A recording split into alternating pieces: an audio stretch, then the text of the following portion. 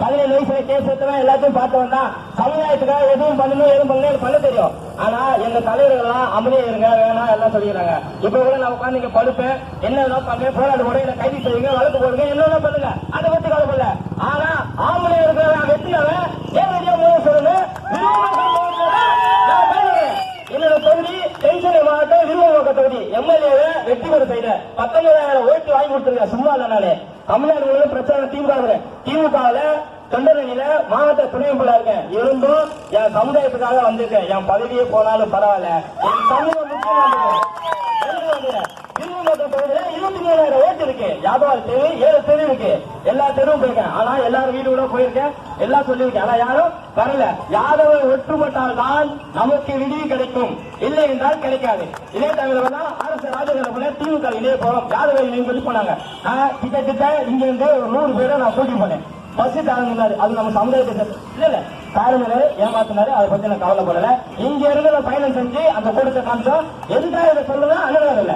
திமுக எங்களுக்கு நல்லது செய்யணுக்காக தான் இது பண்ணிக்குவோம். நேரடியா மாவீரன் அலுவலகத்துக்கு சரி ஐயாக்கு முதல்வர் மாலை அணிக்க வேண்டும். இதுதான் எங்களுக்கு கோரிக்கை. அந்த உதயனா வர வேண்டும், மாலை அணிக்கணும். கனிவிளக்கா வராங்க, அவங்க தொகுதி அதனால போறாங்க. யாதவர் வாக்கு 1 கோடி வாக்கு தமிழகத்திற்கு 4ஆம் ஜாதி அண்ணன் சொல்லுறாரு. ஆனா இந்தியாவில 2வது பெரிய ஜாதி யாதவர் சமுதாயம். இது எல்லாருக்கும் தெரியும். பாரத நாடுங்கிறது இங்க உள்ள காவல்துறை தெரியுங்க. பாரத நாடுங்கிறது யாதவ நாடு. யாதவ முதலில் வாழ்ந்த நாடு தான் பாரத நாடுகள் தான் யாதவ நாடுங்கிறாங்க. பாகிஸ்தான்ல கூட யாதவர் வாழ்ந்து கொண்டிருக்கிறார்கள். மலேசியால இருக்காங்க, சிங்கப்பூர்ல இருக்கிறாங்க, துபாயில இருக்காங்க, இந்தியா முழுவதும் உலகம் முழுவதும் யாதவர் வாழ்றாங்க. மேலேயும் வாழ்ந்து கொண்டிருக்கிறார் கடவுள் கிருஷ்ணபகவானும் யாதவர். யாதவர் தொடர்ந்து படுகொலை செய்வதை கண்டித்து நீங்க கூலிப்படை ஏவி செய்திருக்கீங்க நல்லா தெரியும். நேரடியா நான் ஏற்கனவே ஒரு பேட்டி கொடுத்திருக்கேன். நேரடியா வாங்க ஓடி பாவா சண்டை செய்யலாம். ஒன்னால முடிஞ்சா என்ன வெட்டு, நான் முடிஞ்சா வெட்டுறேன். நாங்க ஆடு மாடு வளர்த்துறது எங்களை சாதாரண எங்ககிட்ட ஒரு அனுபவம் இருக்கு. அது எப்படி இருக்கும் உங்களுக்கு தெரியும். அதை பத்தி நாங்க பயப்படல. காட்டுக்குள் தனியாக சிங்கப்பூரில் வாழ்ந்த கூட்டம் யாதவ கூட்டம்.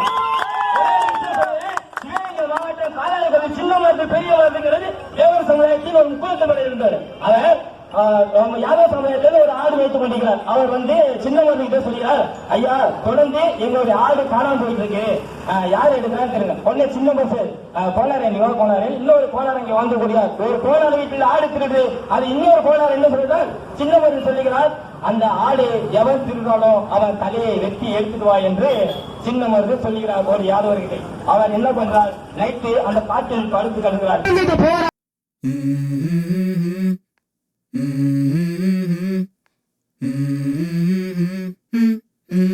Let's go. I wake up to a little bit of drool on my pillow, feel like it's gonna be a bad day. Yeah, I'm tired of shit and the coffee ain't hit yet, damn ain't that great. I don't wanna go to work cause my boss is a jerk and I'm not even that paid.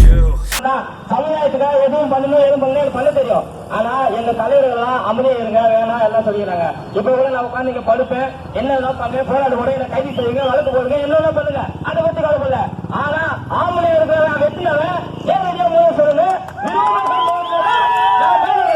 என்னோட தொகுதி தென்சென்னை மாவட்டம் விருவநோக்க தொகுதி எம்எல்ஏவை வெற்றி பெற செய்த 19,000 ஓட்டு வாங்கி கொடுத்துருங்க. சும்மா இல்லனாலே தமிழ்நாடு முழுவதும் பிரச்சாரம் திமுகவில் தொண்டரணியில மாவட்ட துணையம்பலா இருக்கேன். இருந்தும் என் சமுதாயத்துக்காக வந்திருக்கேன். என் பதவியே போனாலும் பரவாயில்ல, என் சமூகம் முக்கியம். 23,000 ஓட்டு இருக்கு. யாதவால் தெரு 7 தெரு இருக்கு. எல்லா தெருவும் போயிருக்கேன். ஆனா எல்லாரும் வீடு கூட போயிருக்கேன், எல்லாம் சொல்லியிருக்கேன். ஆனா யாரும் வரல. யாதவ ஒற்றுப்பட்டால் தான் நமக்கு விடுவி கிடைக்கும், இல்லை என்றால் கிடைக்காது.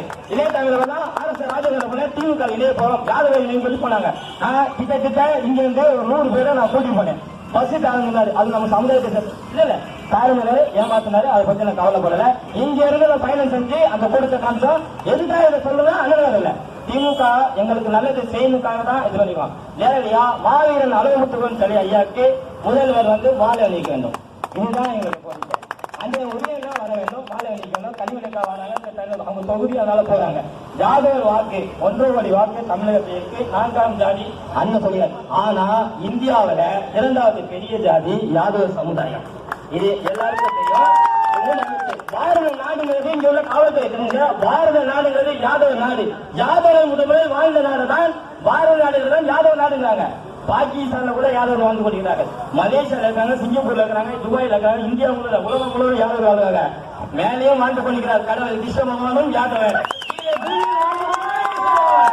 யாதவர் தொடர்ந்து படுகொலை செய்வதை கண்டித்து நீங்க கூலிப்படை ஏவி செய்திருக்கீங்க, நல்லா தெரியும். நேரடியா போது நான் ஏற்கனவே ஒரு பேட்டி கொடுத்திருக்கேன். நேரடியா வாங்க ஓடி பாருங்க, சண்டை செய்யலாம். உன்னால முடிஞ்சா என்ன வெட்டு, நான் முடிஞ்சா வெட்டுறேன். நாங்க ஆடு மாடுல வளர்த்துறது நினைச்சு எங்களை சாகாது.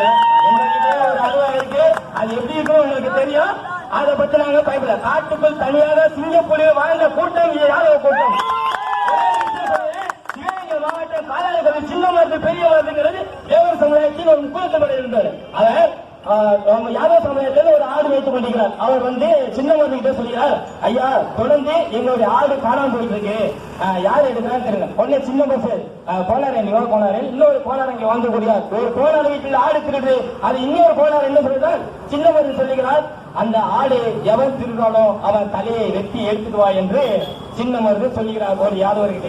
அவர் என்ன பண்றார், நைட்டு அந்த காட்டில் படுத்து கிடக்கிறார்.